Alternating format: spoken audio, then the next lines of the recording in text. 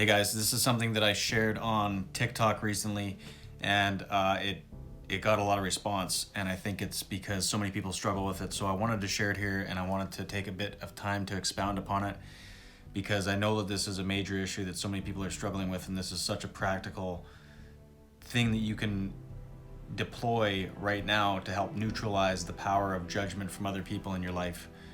And I just think that that's such a huge problem that so many people are struggling with, and it's something that I want to do everything that I can to help combat.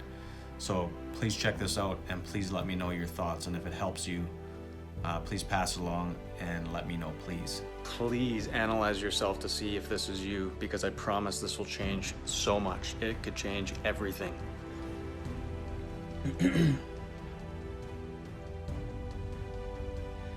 So many people are so worried about what other people think, and they're so trapped in shame, and that's what it is. It's rooted in shame. Shame is the most god-awful feeling we can feel as human beings, so it makes sense why it bothers us. But here's something that I use that helps me to contextualize and make sense of why I should not care about what other people think, and why I should be incredibly limited about who I let into that space. Write down on a list. You think of something that you want to do that you're scared of doing. Write on a list all the names of the people that you think about that you think are going to judge you. And then right beside their name, write why you should care. I guarantee you that will change everything.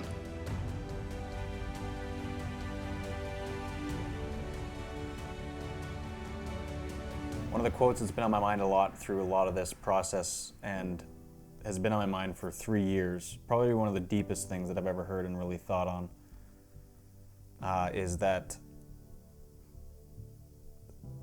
to give up courage is to take hold of despair. And I think there's something deeply profound about that for all of us. Doesn't matter what it is that you want to do, whether you wanted to publish books, or you wanted to make art, or you want to make music, or there's something that you want to do that you're not doing. And to the extent that we allow the opinions of other people or fears of any kind to detract us from doing that thing that we're supposed to be doing, that we want to be doing, that we feel called to be doing, is the scope to which we are going to feel despair. That's what that's saying, and I think that that's so true. And so as I've been going through a lot of this stuff and processing my own things and having a lot of deep discussions with a lot of people through this process who have confided in me and are reaching out to me, it's just become so clear to me how much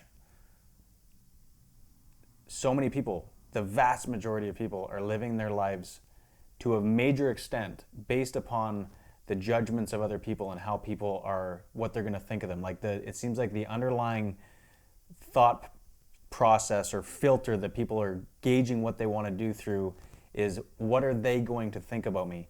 And as I'm saying this, some of you can imagine that list of people. It's probably your core group of friends that you're imagining how they're going to judge or how they're going to react to you should you actually come out and just be yourself, because you're not being who you are. You're not being your authentic self around them. And I'm not saying that we go out there and be reckless with showing our emotions or talking without having discernment and good judgment. But if we're not able to just be ourselves, it's going to be really, really, really hard to overcome things like issues with alcohol or drugs, mental health. One of the things that people have been asking me a lot is advice, like I want to quit drinking. What do you suggest? And I'm always like, first of all, I'm not qualified to give you any advice on this, and I'm not trying to, and I'm not even trying to go down that road. I'm just trying to share my story. So I'm very apprehensive about that, because I see a lot of people that try to portray authority around these things, and it's like, but they don't really have it. I don't want to do that. I have no idea what everybody's story is. All I can share is what has been helpful for me and what's been what, and that's why I talk about, getting into the root issues and dealing with trauma. But I think there's a lot of evidence that really shows that loneliness is a very, very close to the core issue of why alcohol and substances and mental health are problems. Loneliness is at the core of that. The amount of people that I've met and I know and I've lived it myself who have all the friends in the world, have all these people around them, and yet they feel incredibly lonely because they're not really connecting with the people that they're around. They can't actually disclose who they really are. They can't talk about their deepest struggles or their deepest pains or their deepest secrets because those people would reject them. They wouldn't receive it. They're the kinds of people, you're thinking of this right now, the people that you surround yourself with, if they slander and backstab and gossip, you know you fundamentally can't trust them. So why would you begin to try to confide in them and have a real connection? And that's what I'm trying to get across to people, because I genuinely believe that if I didn't have the handful of people in my life that I knew unequivocally that I could trust and count on and depend on, and I could talk about anything and I could be myself, and they would not turn their back on me and reject me, they would not turn around and slander me, it'd be so much harder to get through all this stuff. And I remember saying this recently to somebody who asked me about quitting drinking. I basically said, like, if you're serious about this, and if you don't actively find and seek out people that can support you through this and who can understand you and that can relate to you and that can help you not to feel judged or alone, good luck. Like, you're making this process 50 times harder than it needs to be. I don't know. But it's a hell of a lot harder than it needs to be. It's like if you're going to train to go into a marathon or a triathlon or something like that. I have no experience with that. But my thought is you would do everything in your power to align everything properly so that you can give yourself the best chance of success. Who you surround yourself with and whose judgment is dictating your actions and how you perceive yourself is absolutely fucking everything. I don't think there's something that's more important than that. So when I was saying that one day, it was because I was so moved by conversations I've had with people and thinking about this through my own life. Write that down. Actually do that exercise, because it'll completely neutralize the power that judgment has, because you'll realize there's no good reason for me to judge these people. If I found out I was going to die, if I found out tomorrow that I had a week left to live, how many of those people, how much of their judgment would really count for anything? Because typically all it amounts up to is you're jockeying for status and position with them. Their opinions fundamentally at the end of the day don't matter. You're not gonna be on your deathbed when you're 95 years old and think, God, I'm sure glad that I jumped through their hoops and did everything I could to make sure that I was acceptable to them. You're not gonna do that. So why are you doing it now? What does it matter? What difference is it gonna make if they turn their back? Like, what does it matter?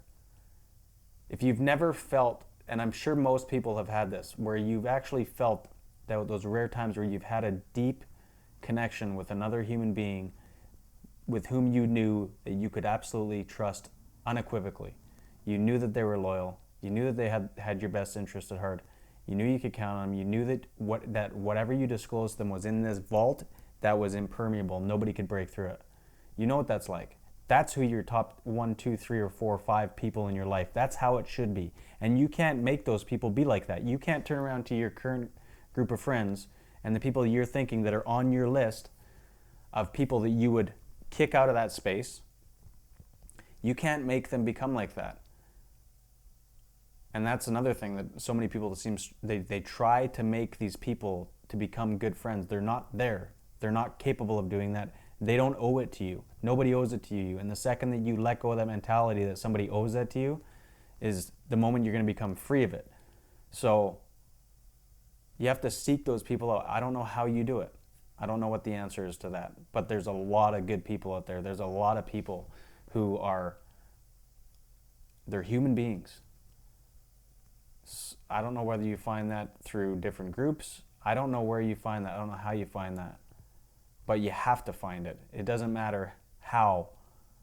And you have to have some clear boundaries around who gets to be like. I've been seeing a therapist for the last, I guess, month and a half to process this stuff. Again, one of those things. If you can do it, you should do it. It's giving myself every best chance of overcoming this as I can and understanding thoroughly that trauma and unresolved pain is at the root of all this shit. And if I can fix that, then that stuff is not going to lure me down its ugly path. But one of the things he said to me as we were talking about this subject is he said, think of life as a theater. You can't control who comes in and watches your show, watches your movie, watches the story of your life unfold, but you can control where they sit. And you should be very particular about who's in that first row, that first 5 rows. And if there's people in there that don't have your best interests at heart, that you can't trust, that are habitual gossips, they need to be pushed back as far as they can. And that's what I'm trying to explain here to other people, because I see I guarantee you that 9 out of 10 of you who are watching this video struggle with that. That is something that if you could fix that, if you could replace those people, not make them into something that they're not, because they're not going to get there and you can't change that. But if you could replace those people with 2, 3, 4, 5 people that you really, really, really connected with and never question their loyalty towards you or their goodwill towards you, the quality of your life would change dramatically, because relationships are the richness of life. Like, show me one fucking thing, as somebody who's in business and sees this all the time, where people trade all this stuff for the sake of success and monetary progress and status. They leave it all, they wreck it all. The times that I've talked to people who are near the end of their life, who have gained everything and lost everything in the process, and the regret that you hear and see on their face is absolutely mind-boggling. And so our propensity is to go down that road. We're so wired for belonging, wanting acceptance, and wanting accolades and things that not even reinforce, just give us a sense of some measure of self-worth. And we go looking for it in all the wrong places, especially the people who we somehow have accepted into our life. Like, if we really looked at why is that person in my life? Like, why do I have them so close to the center of my life? It doesn't make sense for most people. So I hope that this exercise helps you, and I hope that you'll actually do it, because I just know that when you shed light on that, it's not going to change everything. It may not change everything right this moment. Some of you it might. But what it's going to do is it's going to plant that seed that every time you start to feel that you being critical of yourself through the way that you see through the way in which you perceive those other people to see you, it's going to short circuit that, and it's going to be there as something, as a buffer for you to begin to build on that foundation and start to negate those judgments. And when they do, if they ever do come out and actually outrightly judge you, you're going to begin to have the tools and be equipped to be able to look at them and be like, I'm sorry, who the fuck do you think you are that I'm supposed to care about your judgment? And that's what you're supposed to do in your mind. Like, why? Why would their judgment matter? What authority do they have to pass any judgment on your life in any capacity that they do? That's the question. So please do this, and please let me know in the comments if this helps you. Reach out, connect with me. I'm active on Instagram, TikTok, Facebook.